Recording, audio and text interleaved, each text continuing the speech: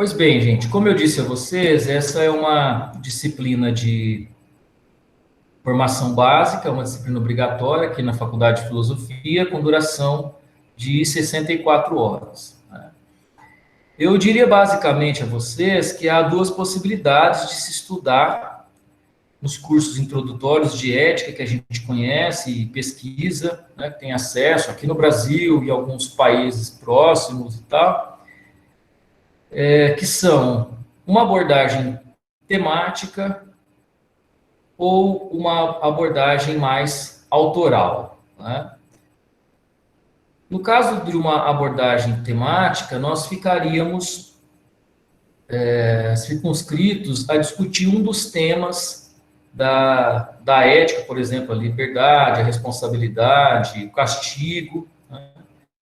E não foi essa a opção feita pela Faculdade de Filosofia. Isso tudo é discutido entre nós, é claro, né? Como que serão essas disciplinas obrigatórias, e decidiu-se que nós, então, faríamos um estudo a partir de dois grandes representantes, por assim dizer, de duas grandes matrizes teóricas da história da filosofia moral, que são representados por Aristóteles, filósofo grego antigo, e Kant, filósofo alemão do século XVIII. Então, a expectativa aqui é de fazer uma espécie de amostragem de como dois grandes sistemas filosóficos funcionam em relação à moral, para que, a partir disso, vocês possam desenvolver, sobretudo, algumas habilidades de leitura e de percepção mesmo dos conceitos filosóficos. Eu sempre digo isso porque tem essa percepção. Não só uma disciplina de graduação, ela é uma disciplina introdutória que apresenta o tema, o autor, a questão, como, de alguma forma, a própria graduação tem esse teor, né? Como se você fizesse um voo panorâmico para conhecer as principais avenidas de uma cidade, os principais pontos, né? E, assim como em outras áreas, os estudos de pós-graduação, no nosso caso, acabam afunilando e nos tornando especialistas em determinados autores, temas ou períodos, tá? Então, nós ficamos com dois autores aqui, que são Aristóteles e a sua ética eudaimônica, ou ética teleológica, ética finalista, cujo texto maior é a Ética a Nicômaco, tá?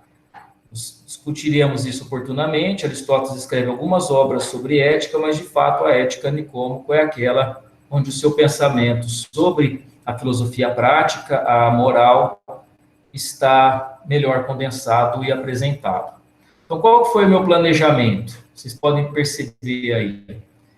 Mais ou menos nós teremos em torno de 4 meses de curso, eu dividi o curso em dois grandes módulos.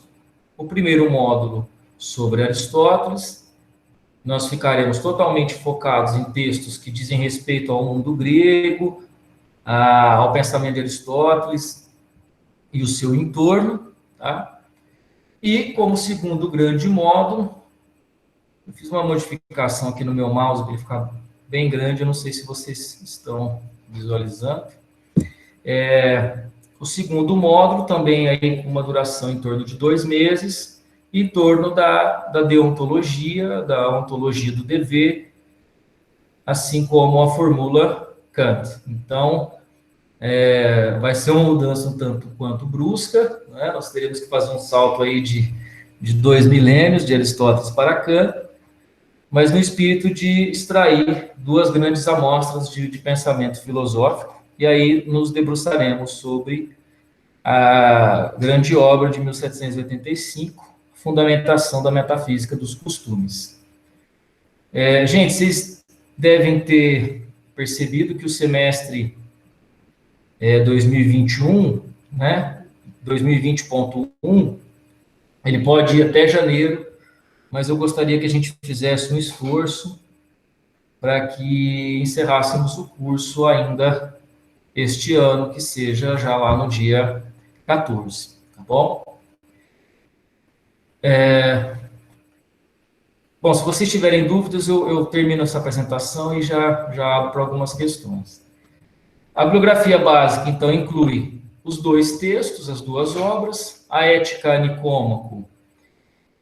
Há outra tradução boa portuguesa, até melhor do que essa, infelizmente, essa tradução dos Pensadores, ela é uma retradução da tradução inglesa do David Ross, que eu também disponibilizei para vocês, seria uma boa ocasião para né, ir treinando aí o inglês.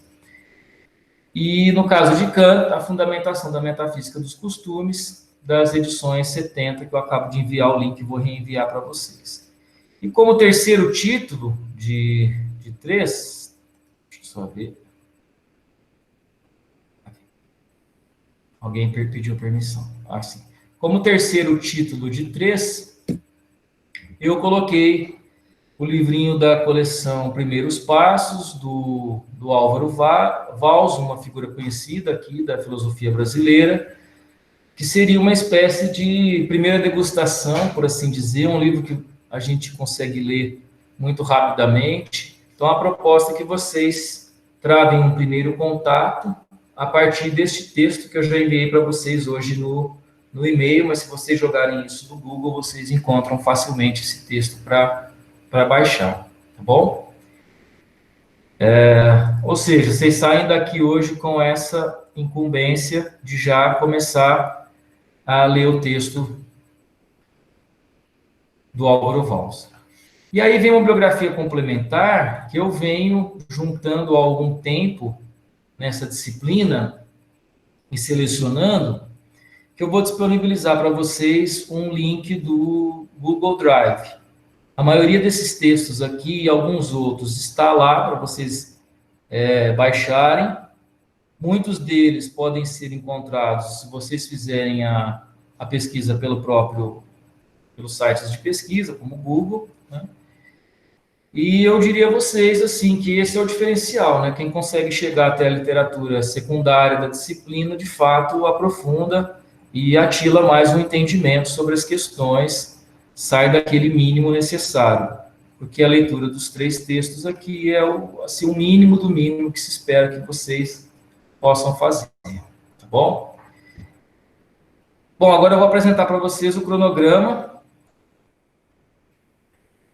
E aqui, gente, vocês vão perceber que foi algo muito organizado, que vocês vão poder se orientar semana a semana e, de fato,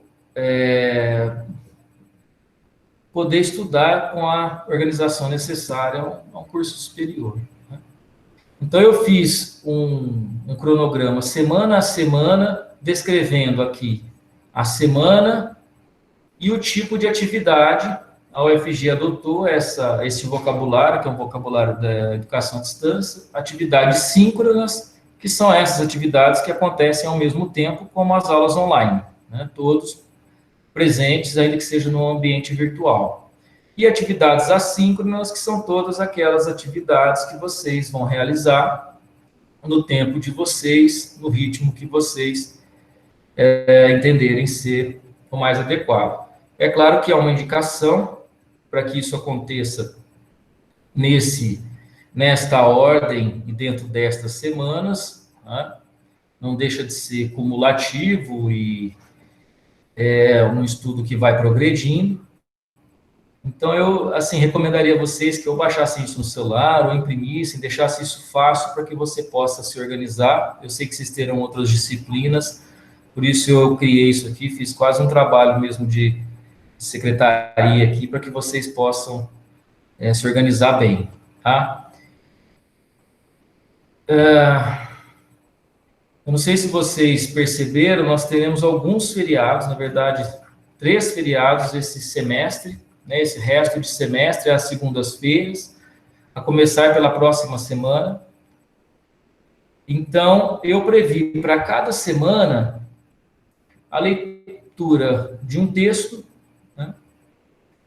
E, na medida em que eu encontrei, que vocês pudessem também, eu disponibilizei alguns vídeos, né? Todos esses vídeos que eu disponibilizei para vocês, eu assisti posso atestar, assim, o mínimo de qualidade. É claro que não foi um material feito para o ensino superior, no mais das vezes, algumas palestras sim, mas outras não, tá?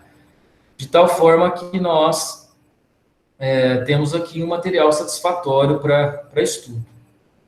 Então, me parece que é importante dizer a vocês algo sobre o raciocínio, né?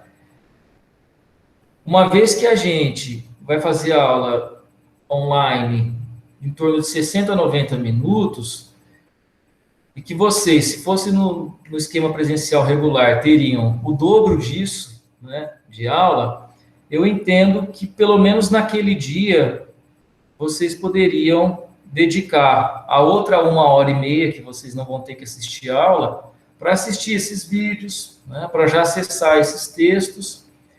E é uma coisa que eu sempre repito, porque infelizmente, ainda mais nas disciplinas de primeiro semestre, é o principal motivo de desistência, enfim, de reprovação no curso, né? Que é a leitura no ensino superior, ela antecede a aula. Assim, isso é condição sine qua non.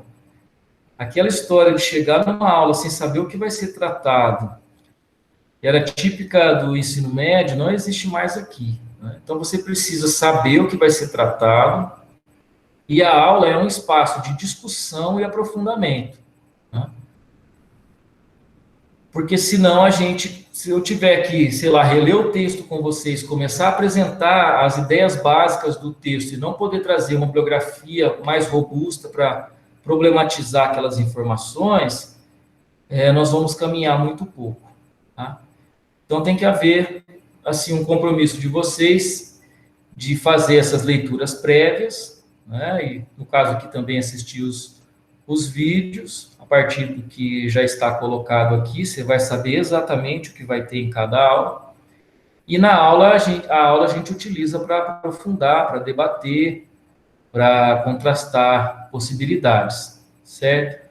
Então, por favor, não deixem não deixem de ler, ou mesmo para ler muito em cima da hora, porque são leituras mais densas, sobretudo as obras, tá?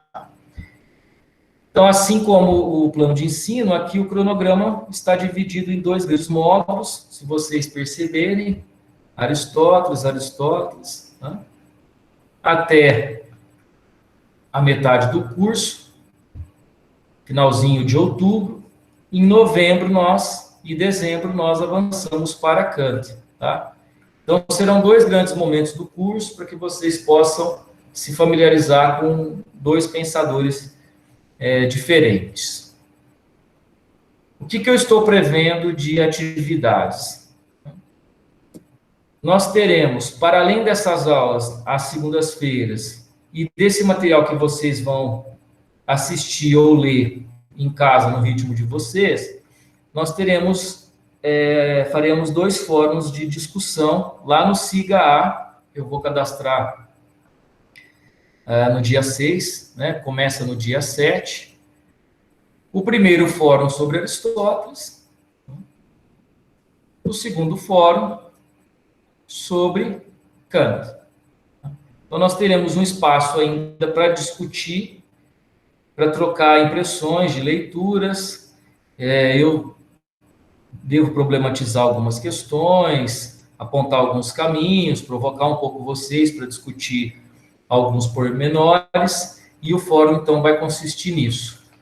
Ou seja, vocês terão em torno de 2 meses para participar de cada fórum, tá bom? Eu indico a vocês uma coisa, não sei se vocês têm alguma experiência com ensino remoto, né? Mas acaba acontecendo aquela velha prática brasileira de deixar tudo para os últimos dias. E aí você chega lá para participar do fórum, o fórum já tem 90 respostas, você já perdeu totalmente o fio da meada e não sabe o que está sendo feito. Então, que seja para você registrar uma primeira impressão de leitura, o que eu vou avaliar nesses fóruns é a participação efetiva e variada. Isto é, se você participou durante todo o tempo, isso será um critério quantitativo mesmo. Eu vou ver quantas vezes você participou e se você participou ao longo de toda a disciplina. E também variada para ver se você está interagindo com os colegas. Também acontece de alguém entrar lá pela quarta semana, não leu a resposta de ninguém e postar uma resposta lá que fez, uma resposta padrão, tá? Então, a proposta, gente, é assim, sempre que possível, entra lá no fórum, vê como é que está avançando a discussão, para vocês não perderem o fio da meada, para que a gente possa aí, de fato, se aprofundando. Aí você entra, vê que um colega seu respondeu lá a questão proposta, você já pega o gancho dali, interessante, gostei disso, não concordo com aquilo, li um trecho que me passou a outra impressão, e é a partir disso que vai se construindo, de fato, um fórum de discussões, tá bom? Nós teremos, então, esses 2 fóruns, que serão atividade avaliativa. Tá? E no final da disciplina, como de praxe, nós faremos uma avaliação final. Eu queria pedir para vocês aí um pouquinho de paciência para que eu possa decidir, né, o exato formato dessa avaliação, que vai depender muito de quantas pessoas vão ficar no curso até o fim, tá? Pela experiência dos últimos semestres, há uma dança das cadeiras, as pessoas entram e saem, e às vezes eu defino um tipo de avaliação que não é a mais interessante para a turma que de fato vai ser avaliada. Então, ali, mais ou menos pela metade do curso, a gente tira uns minutinhos e discute essa avaliação.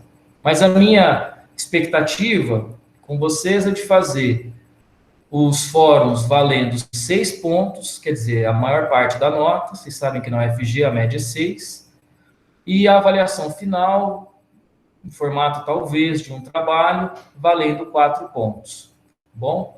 Ou seja, é tudo para estimular vocês a participar, a interagir e trabalhar no ambiente virtual.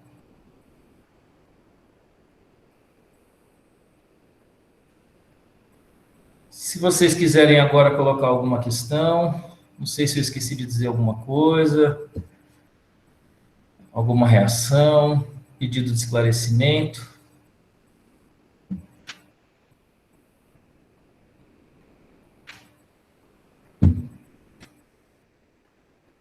O Raul tinha perguntado sobre a tradução do Ética Nicômaco no chat, qual se a tradução era boa da editora EdPro, e o Frederico deu uma resposta já para ele, e acredito que só, essa foi a única dúvida.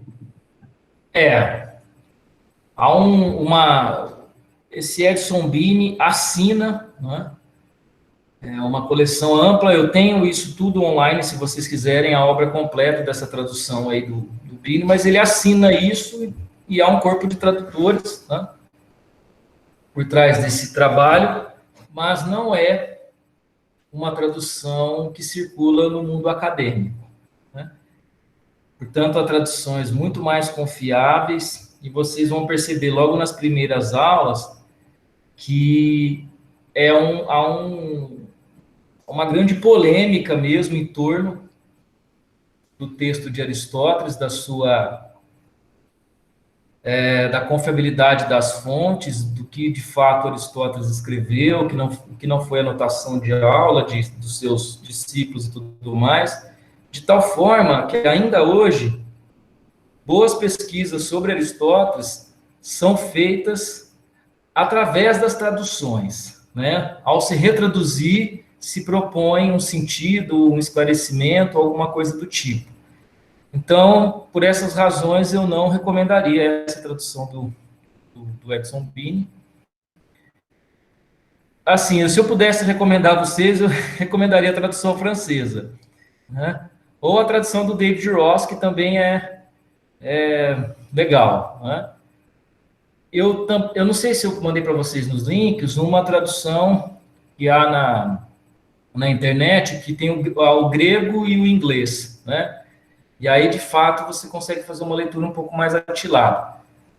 Claro, gente, isso tudo demanda tempo, não é fácil ler nessas outras línguas, eu compreendo perfeitamente a situação, mas para sanar o maior dos problemas, a gente pode pensar nas traduções que a gente encontra. Eu gosto da tradução do Caeiro, mas não é uma tradução tão fácil de encontrar, vocês teriam que comprar. Esse texto, então, tem acessível pela tradução do Gerd Boheim, que eu mandei para vocês. Bom? Oi, Ricardo, Pois eu não. tenho aqui a do Caeiro que eu comprei no início da disciplina. Se achar interessante, eu posso digitalizar as partes à medida que nós vamos lendo e te envio. Eu agradeceria muitíssimo se você pudesse fazer isso, até para a gente cotejar as traduções, né? E fazer uma leitura um pouco mais balizada. Te agradeço, Jacques. Uma outra coisa. A francês que tu citou tem disponível online? Sim, eu mandei para vocês eu não sei se você recebeu o e-mail, eu mandei um link. Não, eu recebi. Se não tiver ali, eu posso ajudar a localizar rapidamente, tá? Há uma tradução, você sabe, né, do helenismo francês, que tem um trabalho muito mais cuidadoso com o texto grego, por isso que eu indico essa tradução. O Israel perguntou se haverá algum tipo de chamada, né, aqui na aula online.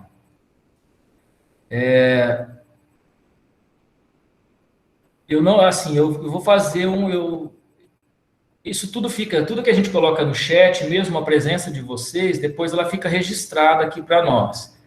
Mas ela vai servir mais como um controle para eu saber se as pessoas estão participando do que como presença. De fato, não vai ser possível assim aferir presença nessas aulas, porque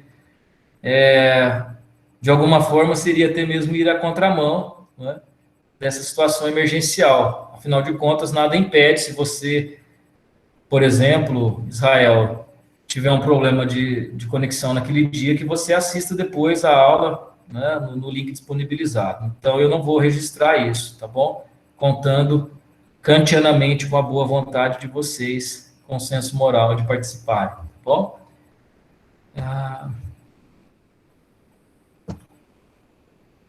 O Nicolas pergunta sobre idiomas. É difícil saber, assim, vai depender muito quais idiomas seriam melhores para você aprender, né, para estudar filosofia ou para ter acesso a esses textos. Eu diria para vocês que praticamente todo o patrimônio de textos filosóficos da tradição possui boas traduções em francês, em alemão e em inglês, né?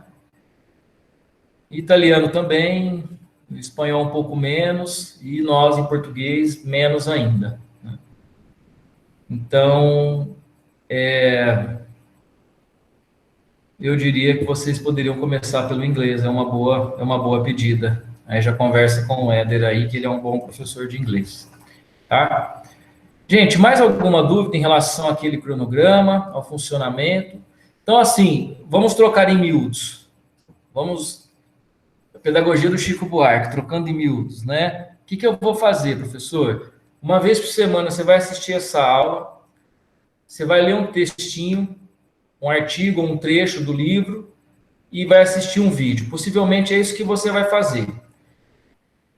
E, é claro, entrar lá no SIGA A, dar uma olhadinha no fórum, ver como é que anda a participação e ir participando, ajudando a construir o fórum de discussões, tá? Esse é o empenho que você vai fazer, particularmente nessa disciplina. Tudo bem?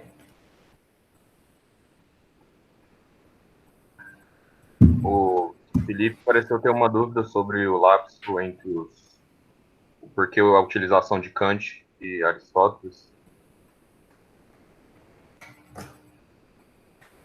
Assim, essa foi uma escolha da Faculdade de Filosofia, né? Eu não sei se vocês ouviram alguma conversa neste sentido quando ingressaram. O projeto político-pedagógico do curso foi todo reformulado, vocês estão pegando uma matriz curricular totalmente nova, né? E isso foi, assim, discutido. Bom, vocês terem uma ideia, essa nova matriz demorou 10 anos para ficar pronta, né? E nesses últimos 10 anos de discussão, 2 anos mais densos, dos quais eu participei, convencionou-se entre nós que esses eram os dois autores assim indispensáveis, e eu entendo que essa decisão foi tomada pela sua influência na própria nomenclatura, no próprio vocabulário da filosofia moral. De fato, Aristóteles e Kant são duas matrizes teóricas, né? Por mais que a gente possa pensar, por exemplo, com as guinadas do 19 e do 20, que sistemas como a deontologia ou mesmo o eudaimonismo estão ultrapassados e rechaçados, para um estudante, para a formação básica de um estudante, eles são pontos cardeais extremamente necessários para a gente entender o estatuto da questão, né? Aristóteles, certamente, por ter sitiado um terreno para a ética, né? E Kant, possivelmente, porque definiu uma capacidade racional específica para fazer o raciocínio moral. Então, nós tomamos essa decisão entendendo que eles são dois grandes pontos. Eu mesmo, na minha especialização, não estudo esses filósofos, mas concordo que, para uma formação básica, eles são os mais indicados. Tá? Até algum momento, alguém que... quem perguntou mesmo? Foi o Felipe, né?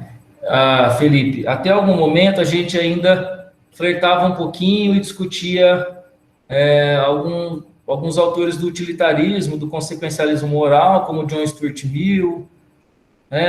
Mas, assim, a percepção era que quando chegava ali em Kant, o caldo entornava, ficava muito difícil, e ainda a gente se propunha a estudar mais uma linha de pensamento, ficava uma situação realmente inexequível, tá? Mas, na medida do possível, eu posso dar algumas pinceladas ou fazer alguns exemplos comparando para que vocês possam se orientar.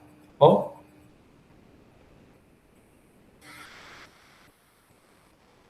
Bom. Ok, gente. Então, eu vou apresentar alguns pontos rápidos para vocês, numa espécie de primeira problematização do nosso objeto de análise aqui, né? Eu também vou, teria que me acostumar, porque fazia as aulas um tempo de exposição dobrado, eram 4 aulas, agora são praticamente 2, né? Para a gente fazer isso, porque senão fica muito cansativo para todos nós, para vocês, para mim. Eu vou tentar trazer algumas discussões. Eu tenho um costume não muito prudente,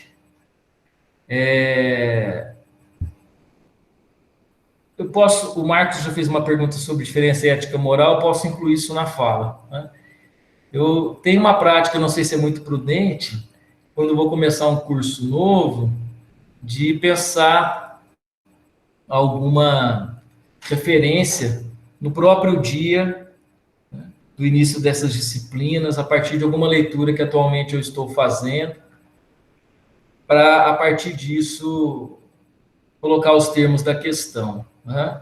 Então, alguma inspiração que surge ali por volta do início do curso.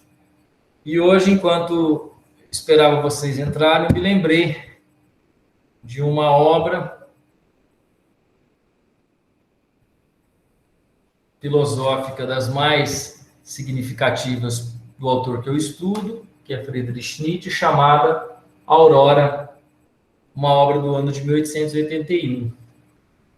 Na verdade, eu me lembrei de um trechinho do prólogo, seção 3, onde Nietzsche diz algo que me causa sempre um desconforto mais profundo quando eu releio. Eu vou citar para vocês, por ocasião da gente começar essa conversa. Ele diz assim na tradução do Paulo César de Souza: até agora, foi sobre o bem e o mal que se refletiu da pior maneira. Sempre foi um tema demasiado perigoso. A consciência, a boa reputação, o inferno, às vezes, até a polícia, não permitiam e não permitem a imparcialidade.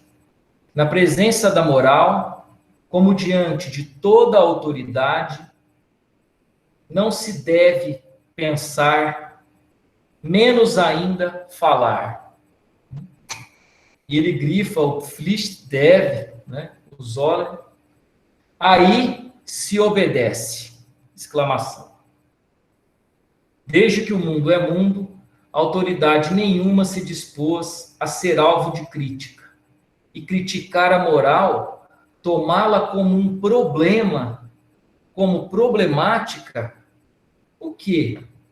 Isso não é imoral?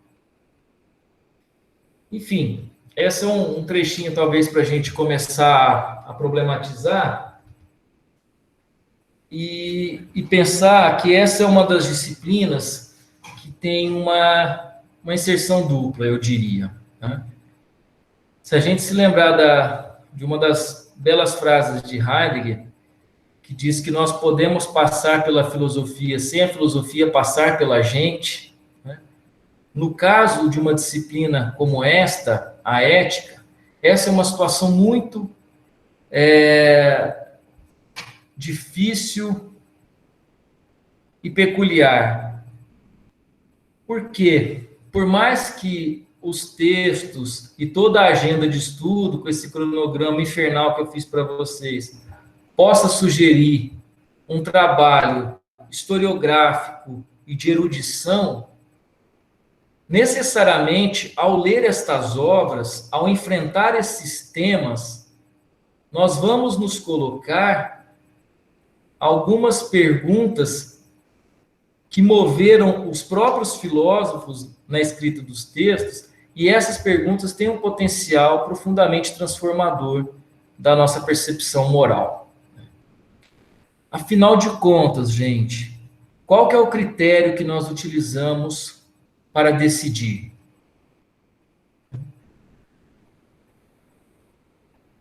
Se o Éder se lembrar de Jean-Paul Sartre, viver é decidir-se a cada instante. É impossível não se decidir, ou se decidir, no máximo se decidir com má consciência, né? Com inautenticidade. Ora, se a gente pensar o próprio passar do tempo na chave da escolha e da decisão,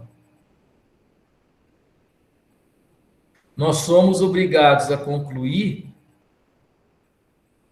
que viver é um exercício contínuo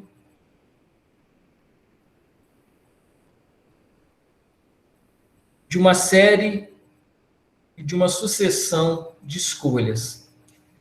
Vocês, por exemplo, escolheram várias vezes a cada segundo permanecer nessa aula e não desconectar, né? Tem aí o botãozinho do telefone vermelho, bastaria vocês clicarem aí e vocês escolheriam. Ora, quando nós decidimos, quando nós escolhemos, nós nos colocamos em situação em relação a um dos mundos possíveis, e com isso, querendo ou não, nós damos as costas a todo o universo de outros mundos possíveis que estão acontecendo exatamente nesse momento. Então, a escolha define propriamente o seu modo de existir. Se você tivesse escolhido caminhar no parque, hoje à noite, você teria uma outra experiência, uma outra relação, e isso produziria outros efeitos na sua história pessoal e na história de outras pessoas, é claro, do que esses que estão sendo produzidos agora. A ética, então, trata fundamentalmente de uma espécie de raciocínio filosófico sobre o decidir, sobre a escolha. Mas isso com um alcance profundo, porque as escolhas não só definem as situações nas quais nós nos colocamos, assistir ou não à aula, por exemplo, mas nesta somatória, nesta série de decisões, ela define quem nós somos. Talvez assim, dizendo de modo contrário, eu sou o produto, né, atualizado das minhas escolhas até aqui. Por mais que vocês podem querer jogar aí um pouco de materialismo histórico de caroço no meu angu, por mais que as escolhas sejam circunstanciais, determinadas, por exemplo, por um contexto sociopolítico, econômico, ainda assim, eu recorreria de novo ao Sartre para dizer, ninguém de nós pode se furtar de dizer que dentro desse espectro que se descortinou para nós, nós ainda escolhemos alguma coisa e não outra. Decidir, até mesmo na sua etimologia, é cortar aquilo que está cindido, separado, dividido. Quando você chega, por exemplo, numa encruzilhada ou numa bifurcação, e você escolhe pela pista da esquerda, você decide, você corta a da direita, você corta essa possibilidade, né? Então, há toda uma implicação e mesmo uma análise concentrada e detalhada da decisão. E é claro que essa decisão tem implicações morais, né? Não só, por certo, mas ela também possui implicações morais ou ela depende de determinadas condições ou parâmetros morais. Acho que chegou uma perguntinha. Luan disse, mas vivemos no melhor dos mundos possíveis, diria Leibniz. Acho que no momento de pandemia, o Leibniz podia ficar bem em silêncio, né?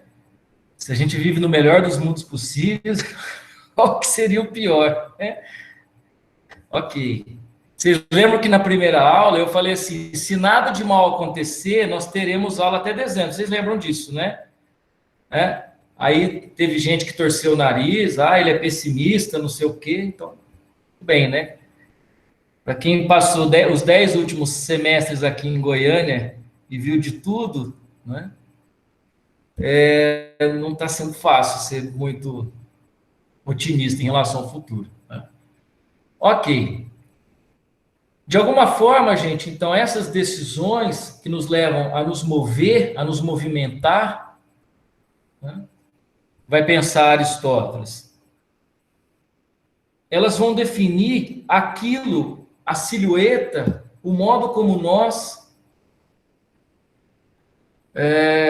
nos identificamos e nos diferenciamos dos outros.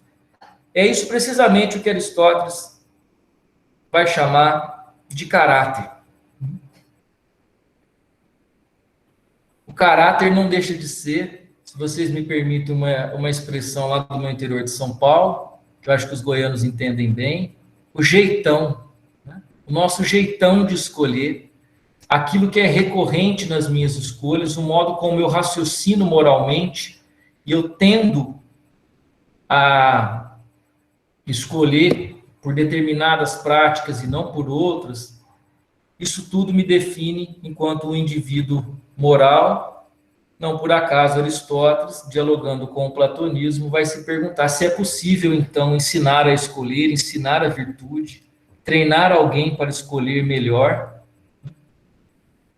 de alguma forma balizar, limitar, esquematizar a possibilidade das escolhas para que eu erre o mínimo possível, né? Para que eu esteja no prumo da decisão, tá? Alguém mais fez pergunta? Acho que o Jackson Marcos Bruno. Sobre a diferença entre ética e moral, né? Eu chego lá, tá? Só para terminar essa primeira abordagem, ao que parece, se vocês concordam com isso, né? Isso tudo é provocação, viu, gente? Vocês não precisam concordar, não devem. Se vocês concordam com isso e viver, escolher inevitavelmente atualizar-se a partir dessas escolhas e ganhar uma forma, um caráter a partir das suas escolhas, Enquanto Aristóteles vai pensar numa pedagogia,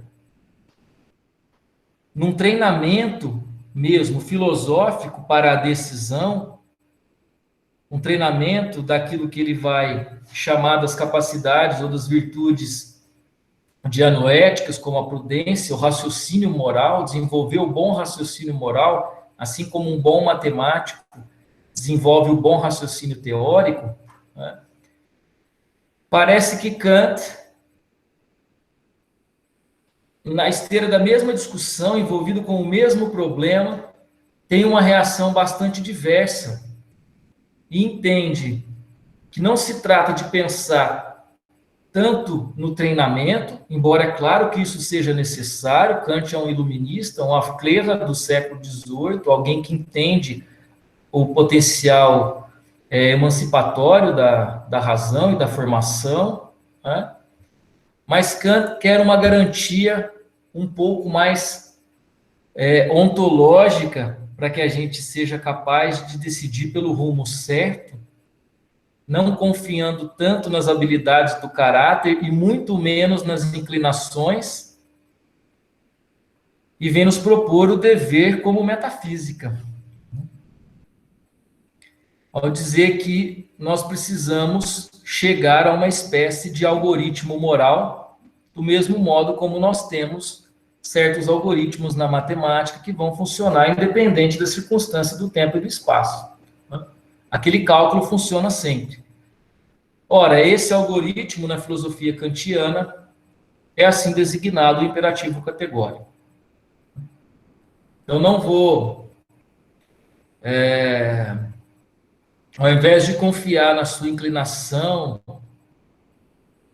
nos seus apetites, e mesmo, no limite, num treinamento bom para o indivíduo moral, eu estabeleço uma lei imparcial,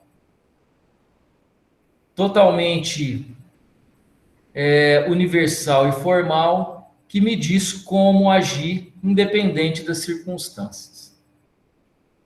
Essa lei é dada de antemão, e em relação a ela, eu só posso ter um comportamento, que é o comportamento de respeitar por dever aquilo que está sendo dito. Tá?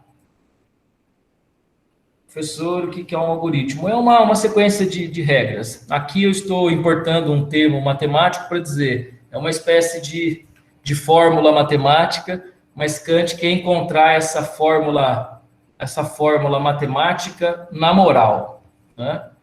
Há uma espécie de lei da ação. O Michel colocou aqui uma provocação, uma receita de bolo, né? Uma receita de bolo perfeita, independente da circunstância, do clima, da panela, enfim, né? É uma receita de bolo, um mandamento formal que vai dizer: age de tal forma que a tua ação possa ser universalizada para todos, sem o prejuízo da norma. Haja de tal forma que a humanidade possa concordar com você, agindo do mesmo modo, sem o prejuízo da norma. Tá? Ora, nós estamos então, gente, diante desse imbróglio, né? E o que a gente percebe ao se aproximar, vocês vão ver isso, procurando os primeiros materiais aí na internet, que vocês tiverem acesso, que muitos destes textos introdutórios sobre a ética e sobre filosofia de forma geral, sobre as áreas da filosofia, têm como hábito começar por uma análise etimológica do termo, na esperança de que, fazendo etimologia, eu possa dizer algo sobre a própria constituição daquela disciplina. Eu vou me aproximando da questão do Marx, tá? Ora, seria trivial dizer isso, gente, ou começar pela seguinte questão, não é, numa disciplina como essa. Afinal de contas, o que é a ética? Eu imagino que se vocês fizessem, ou quem já teve a oportunidade de fazer um outro curso superior, os primeiros dias de apresentação das disciplinas, sei lá, termodinâmica, matemática básica, química analítica, a pergunta que a professora ou o professor coloca é uma pergunta definicional. Afinal de contas, o que é isso? Né? A termodinâmica. Ele ou ela tomam ali uma definição de dicionário e com isso amenizam de alguma forma a discussão, apresentando uma versão possível para se entender aquela disciplina.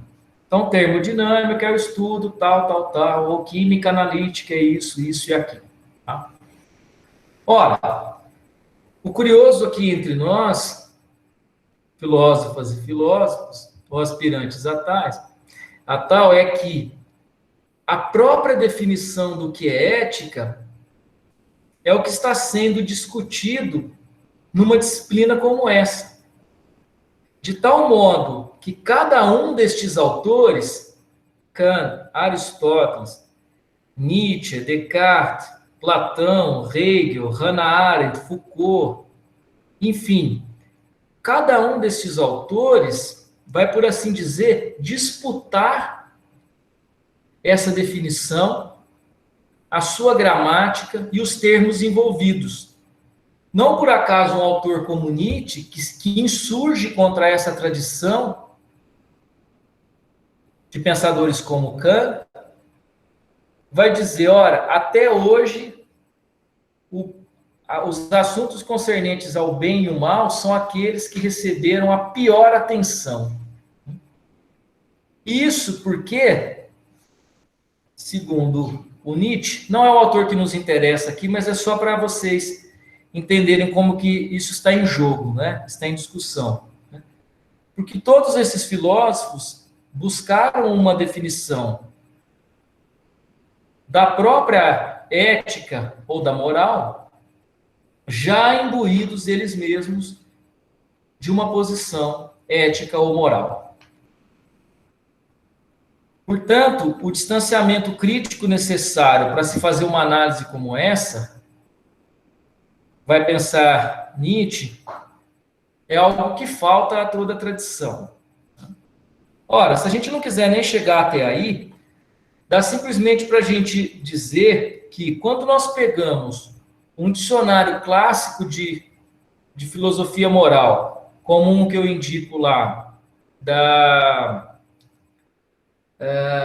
que foi publicado e traduzido recentemente pela Vozes.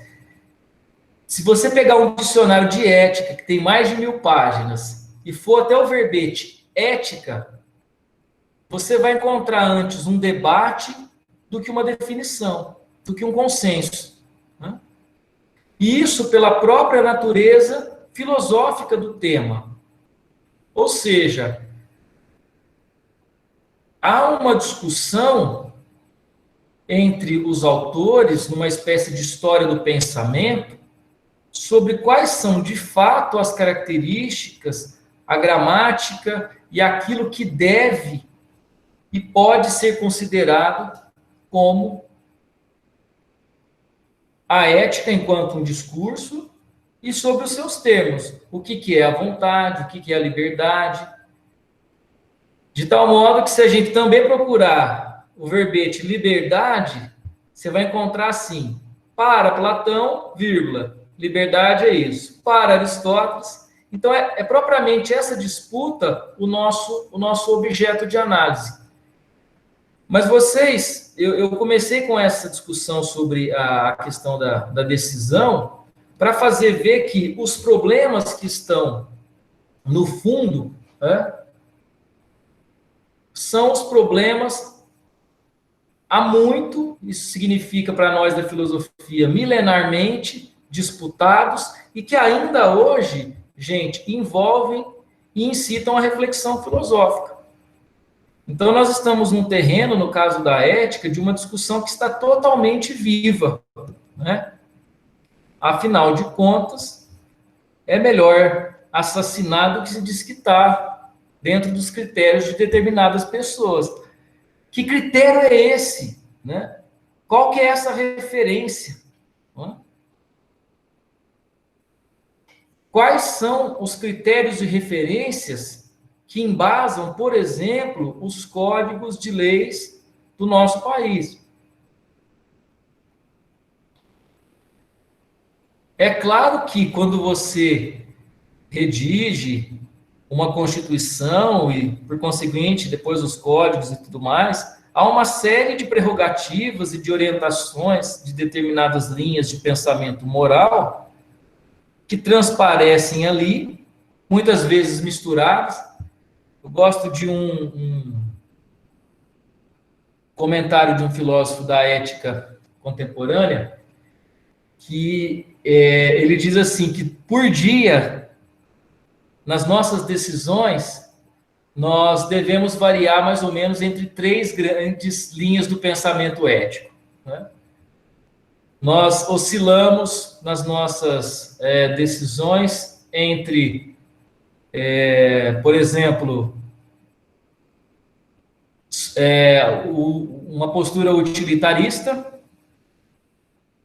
Sei lá, de manhã você decide algo tendo um critério utilitarista ou consequencialista. Né?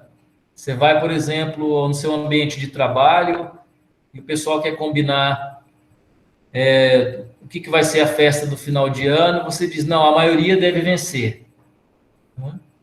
Na hora do almoço, você assiste um telejornal desses trágicos e você diz, não, mas o que é certo e a justiça tem que ser feita acima de tudo. Você se vale quase de um critério deontológico. À noite, conversando com alguém, você entende ou manifesta que o que importa são as intenções, a gente não sabe o que ele, o que ela quis fazer e tal. Então, você percebe que há uma verdadeira oscilação e esses padrões, né, e essa gramática moral toda, ela influencia diretamente no modo como nós decidimos. Eu diria a vocês, o que nós podemos aprender aqui nessa disciplina? Entender um pouco quais são os nossos critérios. E muitas vezes, nesse entendimento, reconhecer certas incoerências ou certa pusilanimidade, né? Certa oscilação na medida em que nós não somos, no mais das vezes, incitados a pensar sobre os critérios que vão definir as nossas ações. Tá? O que nós vamos ter em Aristóteles e Kant? Gente, vou falar mais uns 5 minutinhos, aí a gente abre a plenária para vocês conversarem, para não ficar falando sozinho. Nós vamos pegar 2 grandes modelos de pensamento para refletir sobre as ações, as finalidades, as motivações, a punição, enfim, toda aquela gramática envolvida numa teoria moral.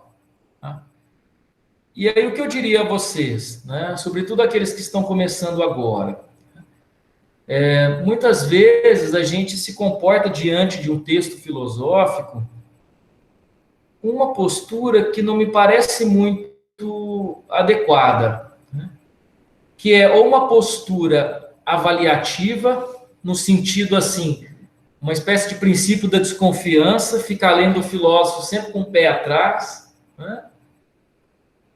O que esse cara quer me convencer? O que está acontecendo aqui e tal? Ou então, numa perspectiva aí mais senso comum ainda, que é uma perspectiva do gosto. Né? Eu conversava esses dias com o Éder, que eu não consigo entender essa pergunta assim, qual que é o filósofo que você mais gosta? Assim, a rigor, né? Gosto dos filósofos que eu tomo cerveja com eles, o Adriano, o André, né? Eu não conheço Nietzsche, eu não tenho uma relação de gosto, né? Eu tenho relação de gosto com uma comida, com uma música. Isso não é o que está em jogo. Essa conversa de eu não gosto do filósofo e tal, mas o que isso significa? Né? Você acha ele inconsistente, os argumentos dele são fracos? Né? Você acha lacunas no seu pensamento, no seu sistema, por isso que você não gosta, você não. Então, gente, é uma perspectiva mesmo de fazer a experiência, uma espécie de test drive da teoria, sabe? Do mesmo modo como se você já teve a oportunidade de fazer o test drive de qualquer coisa que seja, de um aparelho, de um carro, qualquer coisa assim, né? A ideia é assim, vamos deixar o filósofo, vamos tentar entender, vamos tentar encadear, juntar as peças. E aí depois, é claro, né? Você vai ter as suas inclinações teóricas, você amanhã pode ser alguém que estuda um crítico de Kant, um crítico de Aristóteles, mas nesse primeiro momento, nesse primeiro contato, ter uma relação mesmo mais, não do princípio da desconfiança, mas do princípio da benevolência. Tá? Porque senão a gente trata o filósofo com preconceito. Tá? Tá? E é claro, entendendo e contextualizando, Aristóteles é um filósofo do século IV a.C., né? E Kant é um filósofo do século XVIII que morreu em 1800. Né? Então, assim, é preciso entender a distância temporal, o tempo de leitura que há, sabe, entre você e esse filósofo, o que significava para ele ler um texto, discutir uma questão, o que significava para ele fazer uma crítica. Né? Eu sei que hoje as ciências humanas não estão muito em alta, mas se serve de alento, a filosofia nunca foi muito bem aceita em nenhum meio, né?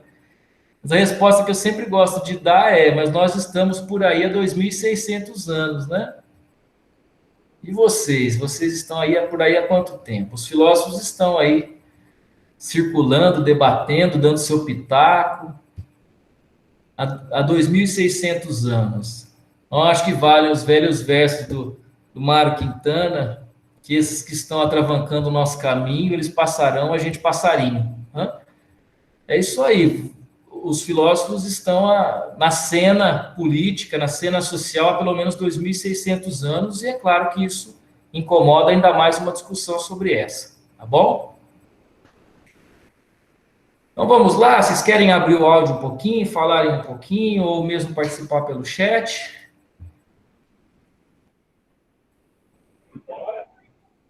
Ricardo, na verdade eu gostaria de falar algumas coisas sobre o grupo do WhatsApp rapidinho. Sobre a monitoria em geral, pode ser agora?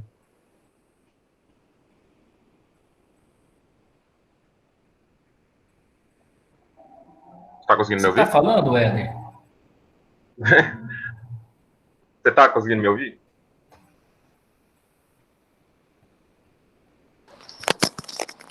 Éder, eu tô ouvindo. Estão conseguindo me ouvir? Éder, gente? Sim, Éder tá audível aqui pra galera. Só o senhor aí que deve estar com alguma interferência. Tá certo, obrigado. Então, antes de tudo, boa noite.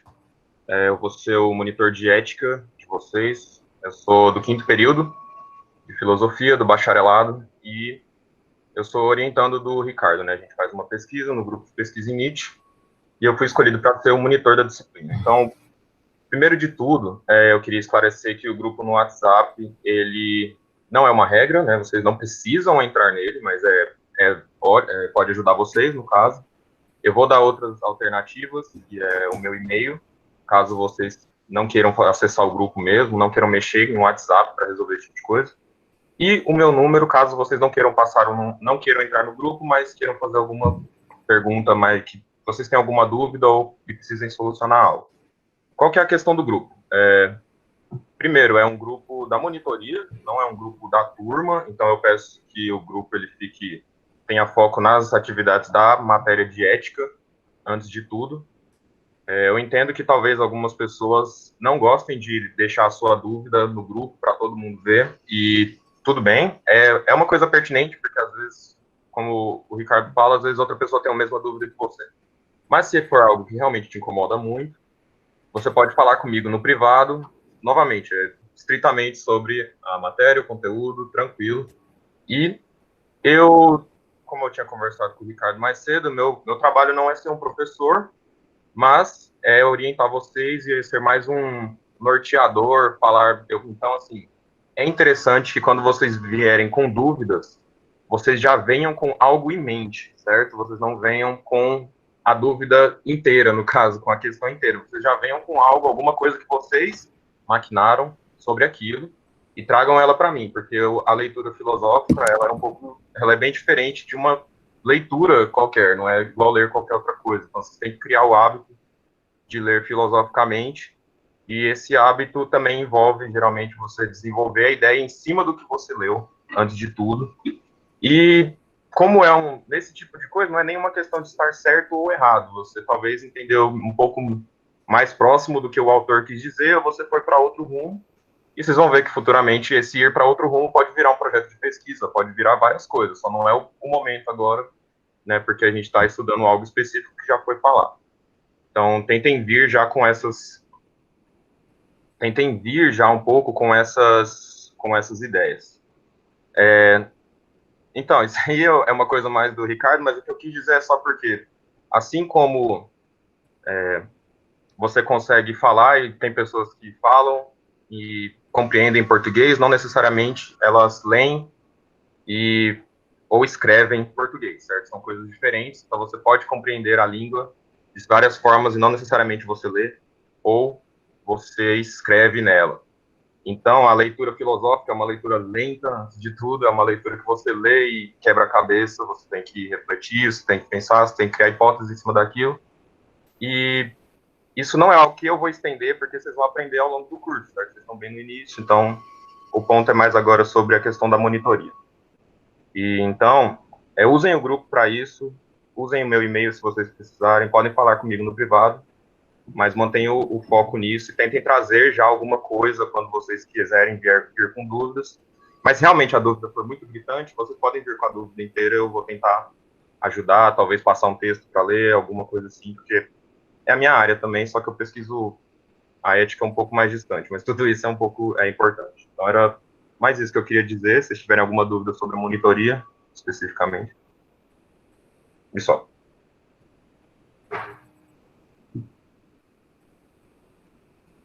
Obrigado, Éder, pelos seus comentários.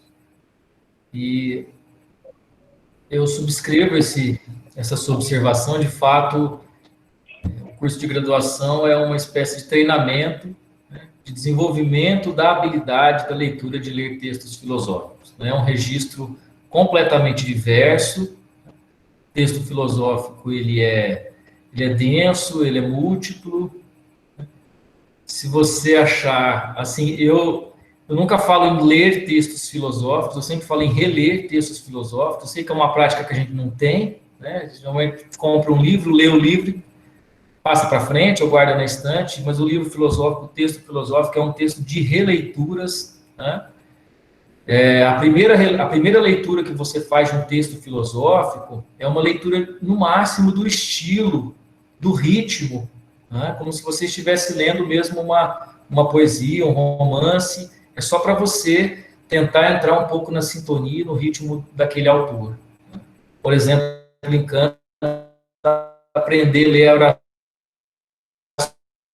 orações subordinadas, né? É uma aula de orações subordinadas, exercício de elaboração do raciocínio muito complexo, tá? Então, eu diria para vocês, fracionem o texto. Hoje eu vou ler 3 páginas, ao invés de ler tudo de uma vez, né? Vou ler 3 páginas, deixa o texto de lado, reler, né? Numa segunda ou terceira leitura, anote. E depois que vocês estiverem aqui nesse momento síncrono da aula online, voltem para o texto, que aí vai ser uma outra, né? Uma outra impressão. Como diria o velho Heráclito, não se banha 2 vezes no mesmo rio, né? Não se lê 2 vezes o mesmo texto, porque você também já não é o mesmo que está lendo aquele texto, tá? Então, é um exercício mesmo de leitura lenta, como diria Nietzsche, é um exercício de gestão.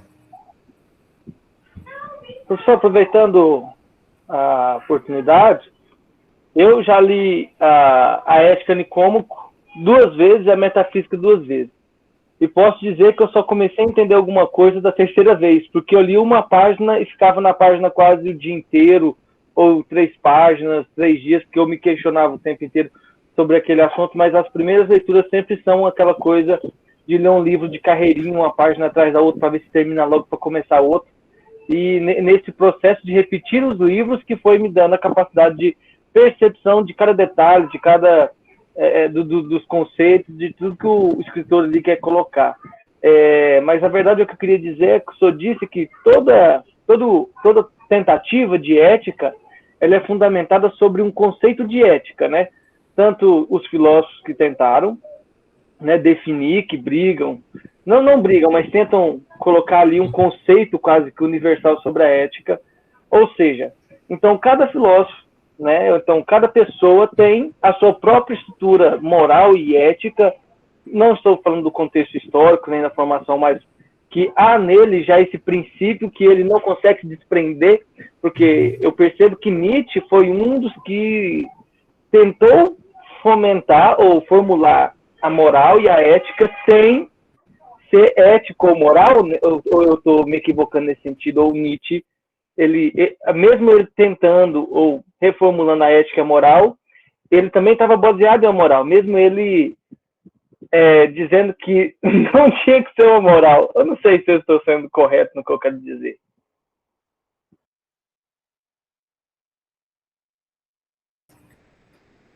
Te agradeço, Sérgio. Agora também vi que tem algumas outras questões no chat. Me permita só fazer um comentário sobre uma conclusão que você extraiu aí da tua premissa, né?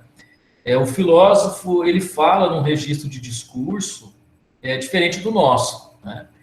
O filósofo está disputando uma narrativa, né? Uma grande narrativa de um momento histórico, de uma situação político-social, né? Então, assim, com as suas definições, os seus pontos de vista, os filósofos ajudam a escrever a própria história do pensamento. Hoje em dia, nós falamos, por exemplo, que o século XVIII é o século da razão, em virtude de filósofos como Kant. E nós temos uma referência do passado clássico dos gregos, porque quem registrou essa história foram filósofos como Platão e Aristóteles. Então, é esse metadiscurso de toda uma época que o filósofo está discutindo, né? Aí a gente pode dizer, o que eu queria comentar que a partir disso nós, né, pessoas individuais, temos então a nossa própria percepção. Eu te diria, Sérgio, com muita boa vontade, o que nós temos é uma confusão terrível de ecos de teorias que nós não conhecemos, misturada com questões religiosas, hábitos culturais, históricos. Então, assim, o reconhecimento, pelo menos, dessas matrizes, né, de pensamento, entender por que você já ajuda um pouco no esclarecimento, né, uma espécie, para usar uma expressão do Foucault, uma espécie de ontologia do presente, sem entender por que você faz o que faz, como faz, né? Porque senão, de fato, você fica simplesmente repetindo e misturando essas questões. Tá? Então, você quer comentar?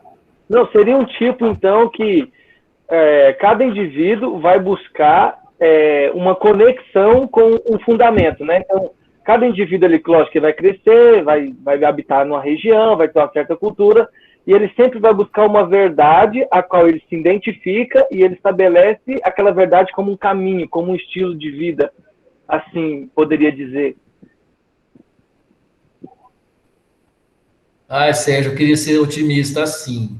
Eu acho que dificilmente as pessoas buscam isso. Eu acho que elas simplesmente herdam isso por tradição, como diria Nietzsche, e repetem isso sem saber por quê. Vou dar um exemplo que eu acho que eu cheguei a falar com vocês naquele dia, que é o famoso exemplo do obrigado, que é coloquial entre nós, né? Ali, né? Do obrigado, do desculpe, né?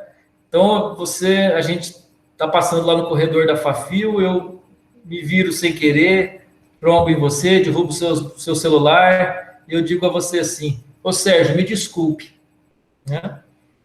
Olha, uma simples expressão dessa, uma coisa totalmente coloquial, ela esconde uma ampla tradição de pensamento moral com a qual eu sequer eu tenho noção que eu repito, que eu mesmo herdei e vou transmitir para as futuras gerações.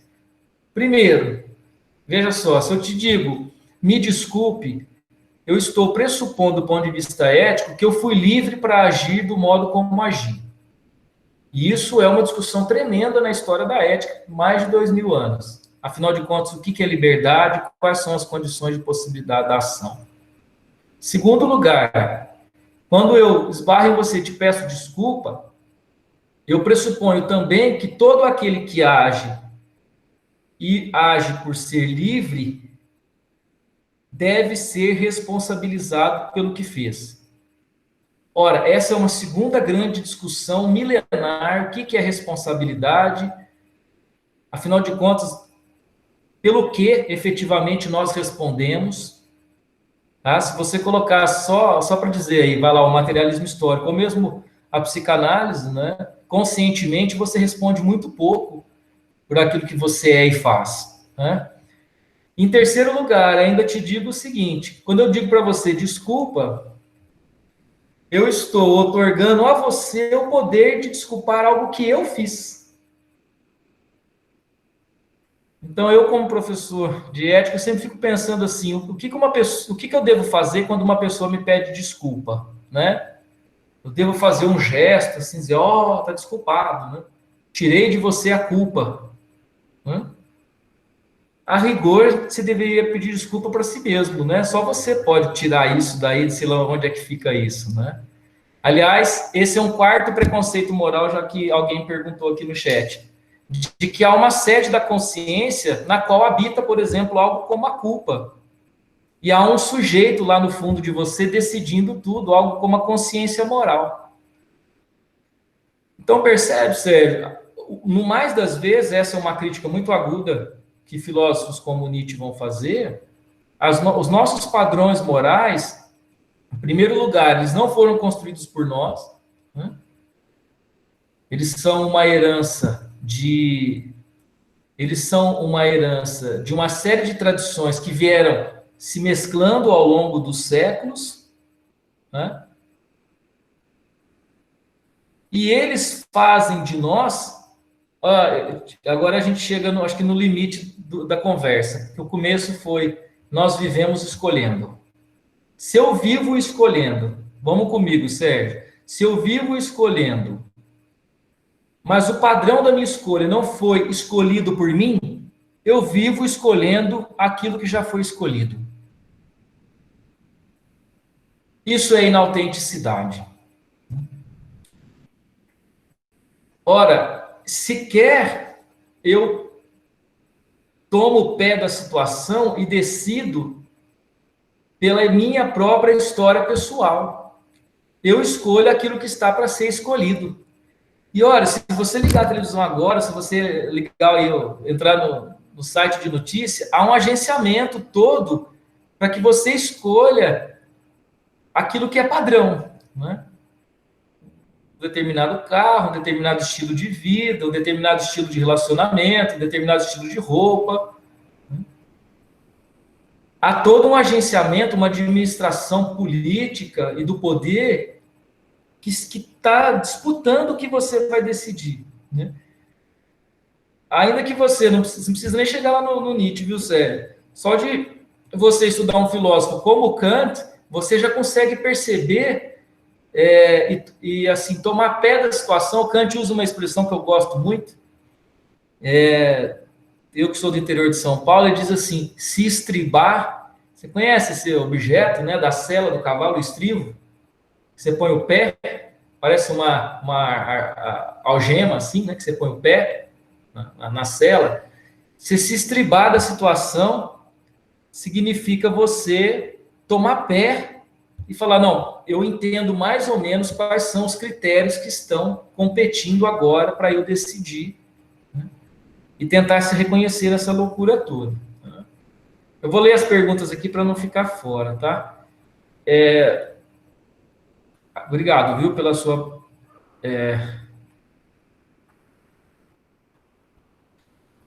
A gente pode ir 10 minutinhos ou vocês estão cansados? Porque tem algumas perguntas e eu não queria terminar sem isso. Pode ser? Há uma pergunta sobre ler filosoficamente.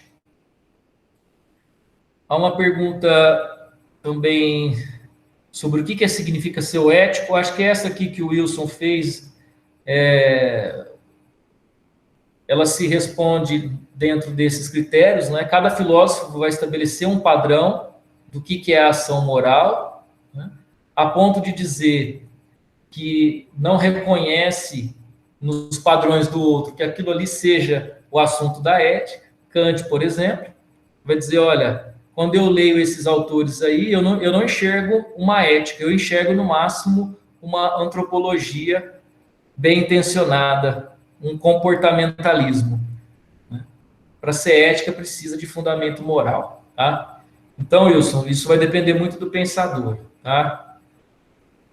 A Juliana faz uma pergunta, ou coloca uma pimenta na discussão. O que é não ter preconceito? Não sei, né? Não sei. Pela linha de estudos que eu sigo, não existe vida sem conceito, sem valor, sem pré-avaliação. O que eu posso te dizer é o que é ler um filósofo tentando não ter preconceito, tentando não simplesmente projetar nele ou extrair dele ou dela, né, aquilo que te interessa ou que não te interessa. Né? Então, eu faço uma leitura, por exemplo, materialista de fulano, ou uma leitura espiritualista de ciclano. Né? Isso já é, assim, ter muito, nesse sentido, muito preconceito, né, na leitura. E aí vem essas questões sobre do Michel e também do Felipe sobre ler filosoficamente. Né? Bom, eu acho que essa é a principal habilidade, gente, que vocês vão desenvolver com o curso de filosofia. Né?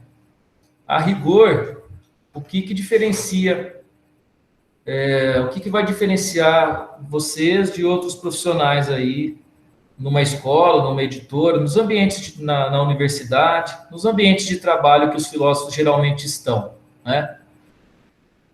Sobretudo, uma perspicácia e um senso muito aguçado para ler nas entrelinhas e para problematizar as questões.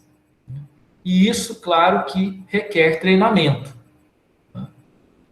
Ler um texto gratuitamente, como quem simplesmente está depositando algo, está comprando algo, né?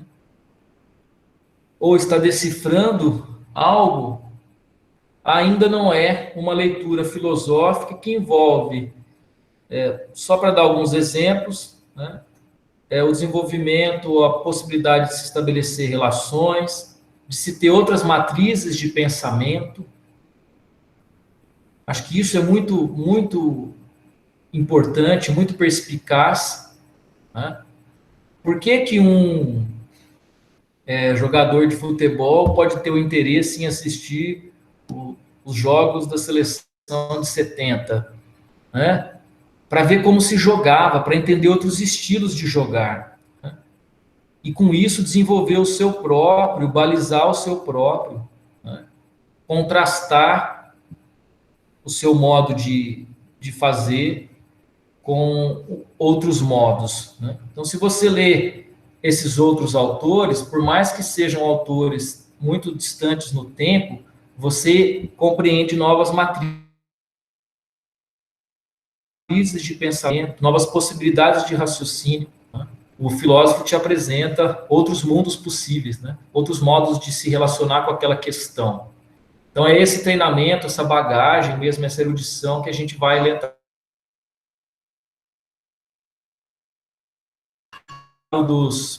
daquilo que eu nietzscheanamente chamo de filosofastros da realidade, que estão aí nas mídias, né? Mas façam a experiência de ouvir um filósofo ou uma filósofa de calibre, né, discutindo um tema, e um profissional de qualquer outra área, para vocês verem a diferença da profundidade, do rigor analítico, da capacidade de compreensão, de problematização. Assim, não existe filosofia elementar, rápida, fast food, sabe? Filosofia é um exercício de elaboração, né? Mesmo, complexo, lento. E aí, por fim, vamos ver. Pode.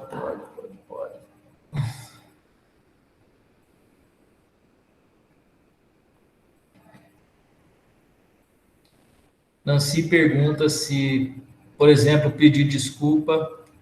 Essa é uma resposta que eu te indicaria ler a primeira sessão da fundamentação da metafísica dos costumes. Agir em conformidade com o dever ou por dever. Se você só repete normas sem entender e mesmo interiorizar a sua necessidade, você age por dever, mas segundo Kant, você ainda não é moral. Né? Você só é moral quando você assume a máxima como sua e você entende a necessidade moral. Né? Então, você não para na vara do deficiente porque você entende e concorda, digamos assim, que aquilo não é o melhor a ser feito, né? Que aquilo é injusto. E não simplesmente porque tem uma câmera filmando alguém que pode te multar. Tá? Vocês vão ver, vai surgir muitas dessas coisas, vão surgir, tá?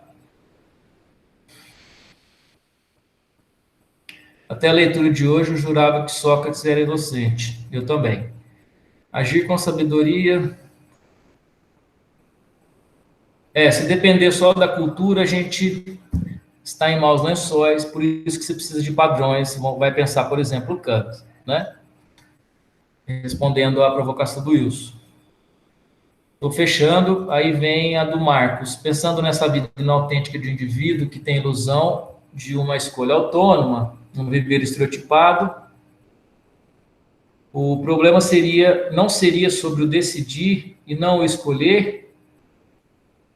Tem que ver qual que é a diferenciação que você está fazendo, Marcos, sobre essa... Né? Eu estava pensando ali numa chave mais existencialista, é uma aula mais de provocação para estimular vocês a ler do que para fazer alguma revisão de autores, né?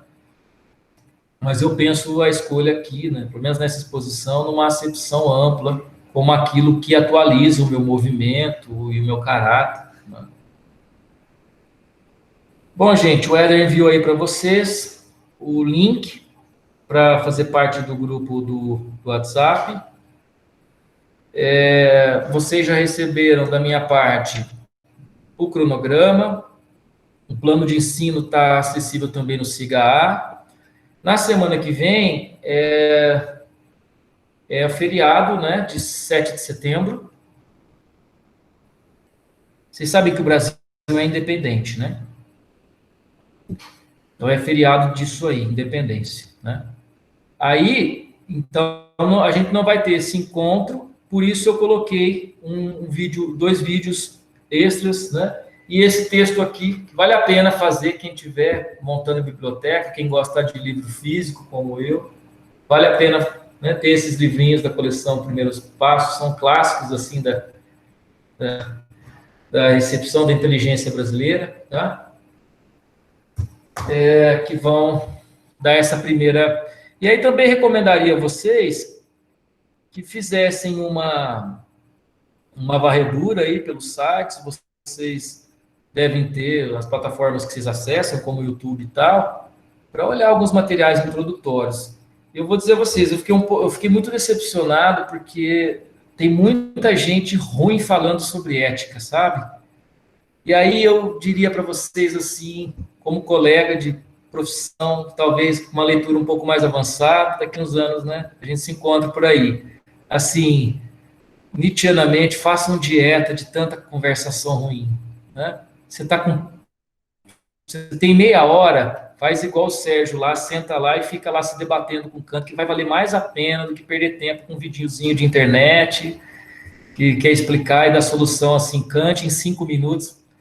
Kant demorou 60 anos para escrever a Crítica da Razão Pura, não vai ser em 5 minutos que alguém vai te explicar isso assim, pode acreditar em mim, eu estudo isso há alguns anos, não funciona assim, sabe? Então, é preciso ter, de fato, calma, parcimônia. E, gente, vamos, né, usar esse momento aqui para retomar um pouco da nossa insanidade boa, que vai se reverter, eu espero, um pouco de sanidade mental, né? Está todo mundo isolado, né? Numa situação muito difícil. Quem pode estar isolado, quem não pode estar participando de coisas morrendo de medo. Então, vamos juntos construir um momento gostoso para a gente bater papo. Faz um cafezinho aí, que já é à noite, vai tomando um cafezinho, vai discutindo, põe uma roupa mais tranquila para você ficar mais relaxado, tá? E qualquer dia eu mostro para vocês aqui os gatos e uma parte dos livros, tá bom? Então, na semana que vem a gente não se encontra, mas daí, dia 14, sim, eu vou sempre abrir a sala 15 minutos antes, caso vocês queiram bater um pouco de papo, a gente trocar dicas sobre livro, filme, música, cervejinha, essas coisas, tá bom? Até mais, a gente se vê. Tchau, tchau. Tchau, professor. Obrigada. Tchau. Boa noite, pessoal. Tchau para vocês.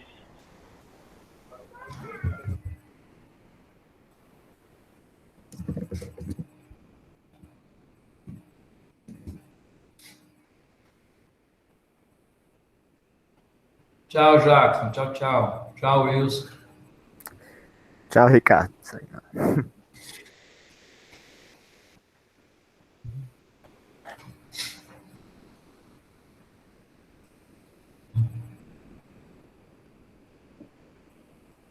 Ricardo?